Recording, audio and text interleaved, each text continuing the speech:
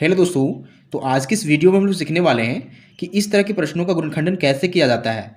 तो देखिए, हमारा पहला प्रश्न है 2x² प्लस 10x प्लस 12 और दूसरा प्रश्न है 2x² प्लस 10x माइनस 12। आने की सिर्फ यहाँ प्लस और माइनस का फर्क है, यहाँ प्लस 12 है, यहाँ माइनस 12 है। तो चलिए इस वीडियो में हम लोग इन दोनों प्रश्नों को बहुत ही डिटेल में समझने वाले हैं। तो अगर आप गुणनखंडन करना नहीं जानते हैं तो इस वीडियो को पूरा देखिए ताकि आपको कोई भी कन्फ्यूजन ना बचे गुणनखंडन से संबंधित। तो चलिए स्टार्ट करते हैं क्वेश्चन नंबर 1 से। तो देखिए, गुणनखंडन करने का जो पहला स्टेप होता है, हम देखते हैं कि यहाँ जो पहला पद है x², इसके पहले कौन सी संख्या है। तो यहाँ देखिए 2 है, यानी कि इस x² के साथ जो गुना में है वो 2 है। और जो अंतिम संख्या है उसे ढूंढिए। तो अंतिम संख्या यहाँ 12 है, जिसके साथ किसी भी x वाला टर्म नहीं जुड़ा हुआ है, सिर्फ यह नंबर है यानी कि संख्या है, बाकी सभी में x वाले टर्म जुड़े हुए हैं। तो आप क्या कीजिए, यहाँ जो पहली संख्या 2 है और जो अंतिम संख्या 12 है, इन दोनों को गुना करना होता है। देखिए, अगर हम गुना करते हैं तो हमें क्या मिलता है, 2 गुना 12 हमें मिलेगा 24। तो हमें 24 मिल चुका है। अब हमें दो ऐसी संख्याएं ढूंढनी है जिसे अगर हम गुना करें तो इस 24 के बराबर यानी 24 मिले, और जिसे अगर हम जोड़ें तो हमें इस बीच वाली संख्या यानी इस प्रश्न के जो बीच वाली संख्या 10 है, जिसके साथ सिर्फ x वाला टर्म जुड़ा हुआ है, इसके बराबर मिले, यानी कि हमें 10 मिलना चाहिए। दो ऐसी संख्या ढूंढनी है जो दोनों शर्तों को पूरा करता हो, यानी कि गुना करने पर 24 मिलता हो और जोड़ने पर हमें 10 मिलता हो। जोड़ क्यों रहे हैं, देखिए यहाँ जोड़ का साइन क्यों दे रहे हैं, ध्यान दीजिए कि इस 12 के पहले जो साइन लगा हुआ है वो प्लस का है, तो यहाँ हमें जोड़ना पड़ेगा, यानी कि जोड़ने से हमें 10 मिलना चाहिए। तो चलिए ढूंढते हैं ऐसी संख्याएं। तो ढूंढने का जो तरीका होता है, देखिए यहाँ जो हमें गुना करने पर जो संख्या मिल रही है 24, इस 24 को हम लोग अभाज्य गुणनखंडन करेंगे। तो अभाज्य गुणनखंडन कैसे करते हैं, ध्यान दीजिए। जैसे एलसीएम निकालते हैं तो इस तरह का एक फॉर्मेट बनाते हैं और भागा देना शुरू करते हैं। तो सबसे छोटी अभाज्य संख्या से यहाँ भागा देंगे। तो सबसे छोटी अभाज्य संख्या 2 है, 2 से भागा दीजिए तो 12 बार में जाएगा। अब फिर से देखिए 2 से भागा जा रहा है तो बिल्कुल जा रहा है, कितने आएगा, 6 आएगा। फिर से चेक कीजिए तो 2 से भागा जाएगा कितनी बार में, 3 बार में। अब यहाँ देखिए 2 से भागा नहीं जाएगा, तो अगली अभाज्य संख्या 3 है, उससे भागा दीजिए। तो 3 से 3 को भागा देंगे तो 1 मिलेगा। अब हमारा गुणनखंडन हो चुका है। इसे हम 24 बराबर लिख सकते हैं। तो 24 बराबर हम लिखेंगे इसे, देखिए क्या है, 2 गुना 2 गुना 2 गुना 3, यानी 2 गुना 2 गुना 2 गुना 3, यानी इस 24 का जो अभाज्य गुणनखंडन है वो इस प्रकार है। अब हमें क्या करना है, देखिए इन्हीं संख्याओं के प्रयोग से हमें दो नंबर्स ऐसे ढूंढने हैं जिन्हें गुना करेंगे तो 24 मिलेगा और जिन्हें जोड़ेंगे तो 10 मिलेगा। तो ऐसे नंबर कैसे ढूंढेंगे, देखिए यहाँ दिमाग लगाना होता है, आपको एक दूसरे पर प्रयोग करके देखना होता है कि ऐसी संख्या कैसे मिलती है। मान लीजिए अगर हम इन दोनों को गुना करते हैं तो हमें क्या मिलता है, हमें मिलेगा 4। देखिए हमें इन दोनों को गुना करने पर यहाँ 4 मिल रहा है। अब अगर इन दोनों को गुना करते हैं 2 गुना 3 तो क्या मिलेगा, 6। तो यहाँ से हमें दो नंबर्स ऐसे मिल रहे हैं, देखिए 4 और 6। इसे अगर हम गुना करेंगे देखिए 24 मिल जाएगा, 4 गुना 6 24, और 4 6 को अगर जोड़ेंगे तो 10 मिल जाएगा। तो अभाज्य गुणनखंडन करने के बाद जो नंबर से आ रहे हैं उन्हीं नंबर्स यानी उन्हीं संख्याओं के प्रयोग से ऐसी दो संख्या हम ढूंढ रहे हैं। तो हमें संख्या मिल चुकी है जो 4 और 6 है।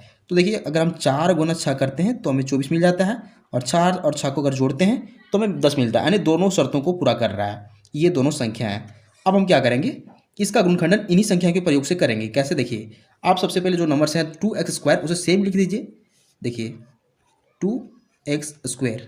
उसके बाद यहाँ देखिए प्लस है तो प्लस भी लिख सकते हैं आप पहले। अब ध्यान दीजिए इस 10x को हमें चेंज करना है, किसमें, इस 4 + 6 में। लेकिन यहाँ x का टर्म है यानी इसके साथ x भी जुड़ा हुआ है, तो इन दोनों के साथ हम लोग x जोड़ देंगे, यानी 4x + 6x कर देंगे। देखिए 10x के बदले हम लोग 4x + 6x कर देंगे, क्योंकि इन दोनों को जोड़ेंगे तो हमें सेम वैल्यू मिलने वाला है जो 10x हो जाएगा। अब यहाँ जो बचा हुआ टर्म है 12, उसे +12 लिख दीजिए। तो हम लोग इन्हें 4 अलग अलग पदों में तोड़ चुके हैं। तो आप चाहें तो यहाँ से आप कॉमन ढूंढ सकते हैं, और नहीं तो आप इसे और एक स्टेप बढ़ा के इसे विस्तार कर सकते हैं। कैसे विस्तार करते हैं, देखिए अगर हम इस फर्स्ट पद की बात करते हैं तो 2x² को कैसे लिख सकते हैं, देखिए इसको गुणनखंडन करेंगे। इस पहली संख्या 2 जो इसके साथ, उसका गुणनखंडन क्या हो जाएगा, सिर्फ 2 हो जाएगा। उसके बाद यहाँ x² का जो गुणनखंडन हो जाएगा वो क्या हो जाएगा, x गुना x। अब यहाँ 4x की बात हो रही है, प्लस दीजिए पहले। 4x को क्या लिख सकते हैं, 2 गुना x। इसी प्रकार इसको भी विस्तार करना है, यानी कि एक्सपेंड करना है। तो देखिए प्लस यहाँ साइन देंगे, पहले प्लस है तो 6 को क्या लिख सकते हैं, 2 गुना 3, और फिर x है तो गुना में x। 12 को क्या लिख सकते हैं, देखिए 12 का जो गुणनखंडन है वो ये है, 2 गुना 3 लिख सकते हैं, प्लस देखिए 2 गुना 3। अब ध्यान दीजिए ये जो टर्म्स आ रहा है ये चारों पदों का विस्तार रूप है, यहाँ से यहाँ तक, फिर यहाँ से यहाँ तक। अब क्या करना है कि इन्हीं में कॉमन ढूंढना है, इन दोनों नज़दीक यानी एक दूसरे के नज़दीक वाली पदों में से कॉमन ढूंढना है, फिर इन दोनों में से कॉमन ढूंढना है। तो कॉमन ढूंढते कैसे, देखिए कॉमन का मतलब क्या है, जो दोनों में अवेलेबल हो। कैसे, देखिए आप मान लीजिए यहाँ जो 2 है उसे ढूंढिए, 2 इसमें है क्या, इसमें भी 2 है, यानी कि दोनों में अवेलेबल है, तो यहाँ से 2 दोनों में है तो 2 कॉमन आ गया। फिर x की बात कीजिए तो x यहाँ भी है और x यहाँ भी है, तो x यहाँ से कॉमन आ गया, यानी 2x कॉमन आ चुका है। अब देखिए यहाँ कुछ कॉमन है तो फिर से ढूंढिए, तो कॉमन यहाँ कुछ नहीं बचा हुआ है, अलग अलग टर्म्स हैं। तो क्या करेंगे, यहाँ एक कोष्टक का साइन देंगे और जो बचा हुआ पद है उसे लिख दीजिए। यहाँ x बच रहा है क्योंकि ये दोनों कॉमन आ चुके हैं, तो x लिख दीजिए। फिर प्लस का साइन है तो प्लस लिख दीजिए। अब यहाँ देखिए क्या बच रहा है, यहाँ 2 बच रहा है तो 2 लिख दीजिए, कॉमन में आ जाएगा, यानी कि कोष्टक में आ जाएगा। तो अब देखिए इन दोनों का कॉमन ले चुके हैं। अब ध्यान दीजिए कि इन दोनों में भी कॉमन लेना है। तो देखिए इसमें क्या है, यहाँ भी 2 है और यहाँ भी 2 है, तो देखिए इन दोनों के पास प्लस का साइन है, तो इन दोनों में प्लस का साइन यहाँ पहले कॉमन आएगा, फिर यहाँ इन दोनों में 2 है तो 2 कॉमन आ जाएगा। इसके बाद कौन सी संख्या कॉमन है, यहाँ भी 3 है और यहाँ भी 3 है जो अंतिम में है, तो 2 गुना 3 आ जाएगा कॉमन। अब यहाँ कोई कॉमन नहीं बचा हुआ है, तो क्या करेंगे, कोष्टक का साइन देंगे और यहाँ जो पद बच रहा है x उसे लिख देंगे, और फिर यहाँ प्लस का साइन देंगे और यहाँ जो बच रहा है 2 उसे लिख देंगे। अब देखिए यहाँ सबसे पहले चेक करना होता है कि जो दोनों कोष्टक में आ रहा है इसके अंदर सेम पद है या नहीं। तो यहाँ x+2 यहाँ भी है कोष्टक के अंदर और x+2 यहाँ भी है, यानी कि कोष्टक के अंदर दोनों पद अगर एक समान हो, यानी एक समान पद मिल रहे हैं, तो इसका मतलब है कि हमारा गुणनखंडन सही बन रहा है, ये दोनों कोष्टक के पद मिलने चाहिए। अब क्या करने वाले हैं हम लोग, देखिए x+2 दोनों में अवेलेबल है, तो x+2 को हम लोग फिर से कॉमन ले लेंगे क्योंकि दोनों में है। अब कॉमन ले चुके हैं तो यहाँ जो टर्म्स बच रहा है 2x उसे कोष्टक के अंदर लिखिए 2x, फिर यहाँ प्लस है तो प्लस लिखिए। अब यहाँ क्या बच रहा है, 2 गुना 3 बच रहा है, 2 गुना 3 मतलब 6 बच रहा है, तो 6 लिखिए, यानी कि x+2 इसे लिख सकते हैं कॉमन देके x+2 इंटू 2x+6 जो बन रहा है, ये इस प्रश्न का गुणनखंडन हो जाएगा, यही हमारा फाइनल आंसर हो जाएगा।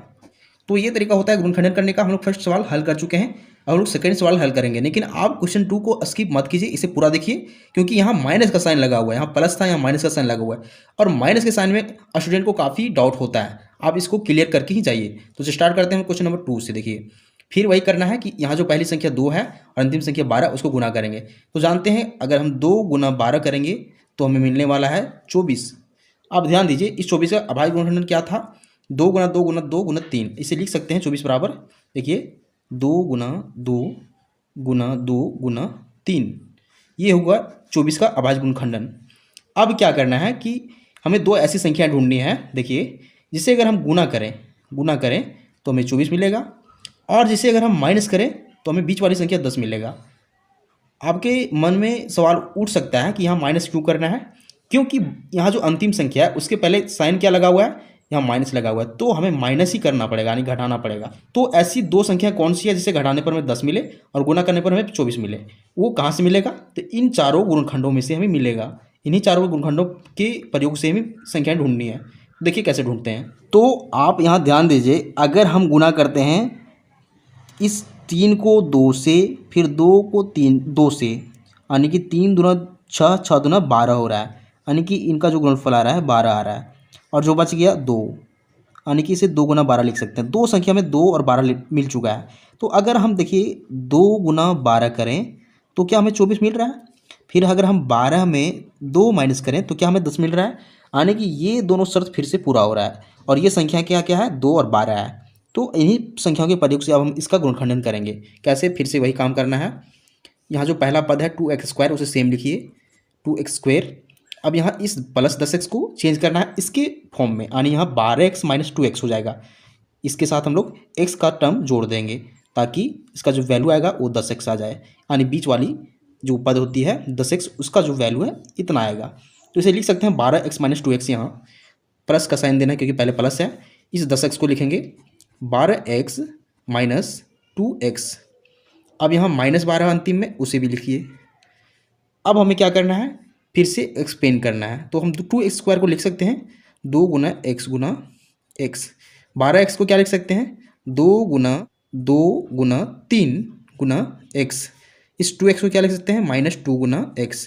यहाँ 12 को क्या लिख सकते हैं -2 गुना 2 गुना 3। ये हो गया इन चारों पदों का विस्तार फॉर्म यानी विस्तार रूप। अब क्या करना है, यहाँ से कॉमन ढूंढना है इन दोनों आमने सामने वाले पदों से, फिर यहाँ भी कॉमन ढूंढना है। तो देखिए इसमें कॉमन क्या आ जाएगा, इस पद में और इस पद में। यहाँ 2 है तो यहाँ भी 2 है, यहाँ x है तो यहाँ भी x है, और कुछ कॉमन यहाँ नहीं मिल रहा है तो क्या करेंगे 2x को कॉमन ले लेंगे और यहाँ कोष्टक के साइन देंगे और जो बचा हुआ पद है x उसे लिख देंगे। फिर यहाँ प्लस है बीच में तो प्लस लिखिए, और यहाँ देखिए ध्यान दीजिए यहाँ 2 गुना 3 बच रहा है, यानी कि 2 गुना 3 6 बच रहा है। तो इसमें कॉमन ले चुके हैं, अब यहाँ कॉमन लेना है इन दोनों पदों में।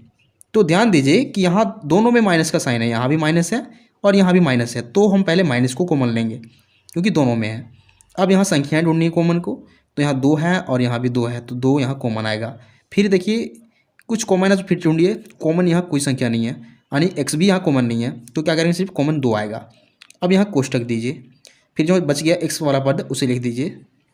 अब यहाँ देखिए साइन क्या आएगा, तो साइन यहाँ हम लोग माइनस को कॉमन ले चुके हैं, इसलिए यहाँ आप प्लस आने वाला है क्योंकि हम लोग माइनस को कॉमन ले चुके हैं। अब जो बच गया पद यहाँ 2 गुना 3 बच रहा है, 2 गुना 3 कितना हो जाएगा 6 हो जाएगा। अब देखिए फिर से कोष्टक के अंदर सेम पद है 6x + 6 x + 6, यानी कि हमारा गुणनखंड सही बन रहा है। ये होता है जांच करने का तरीका। अब क्या करना है कि x + 6 को फिर से कॉमन लेना है क्योंकि दोनों में अवेलेबल है, तो x + 6 कॉमन आ जाएगा। और जो यहाँ बचा हुआ पद है 2x उसे यहाँ लिख देंगे क्योंकि बचा हुआ है, फिर यहाँ माइनस का साइन है तो माइनस लिखिए, फिर यहाँ बचा हुआ पद 2 है। x + 6 × 2x - 2 ये इस प्रश्न का गुणनखंडन हो जाएगा, यही हमारा आंसर हो जाएगा। तो ये तरीका होता है इस तरह के सवालों को हल करने का। तो उम्मीद करते हैं आपको मेथड समझ में आ चुका होगा। तो अगर आपको वीडियो पसंद आता है तो वीडियो को लाइक कीजिए एंड चैनल को सब्सक्राइब जरूर कीजिए क्योंकि हम इसी तरह का वीडियो बनाते रहते हैं जो आपके काम का हो। Thank you.